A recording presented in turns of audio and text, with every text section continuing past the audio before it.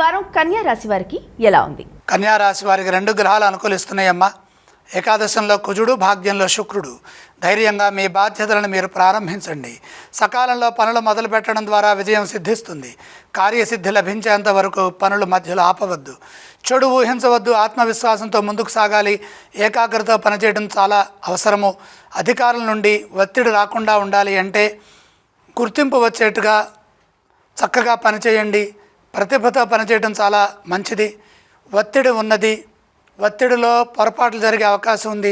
ముఖ్య కార్యక్రమాలు అప్రమత్తంగా ఉండండి. అడుగడుగున ఆటంకాలు ఎదురయ్యే పరిస్థితులు గోచరిస్తున్నాయి. సమయస్ఫూర్తితో వ్యవహరించాలి. శాంతంగా ఉండాలి. ఆవేశపరిచే సంఘటనలకు దూరంగా ఉండాలి.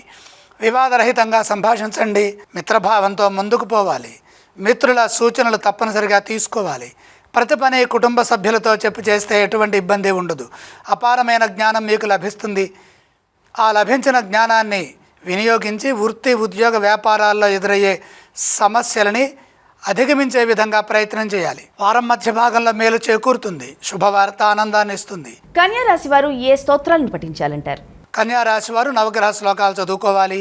కన్యా రాశి వారు ఏ ఆలయాన్ని సందర్శించాలి? నవగ్రహాలని దర్శించాలి. వారు ఎటువంటి దానాలు చేయాలి? నవధాన్యం నవగ్రహ పాదాల దగ్గర ఉంచి నమస్కారం చేయండి.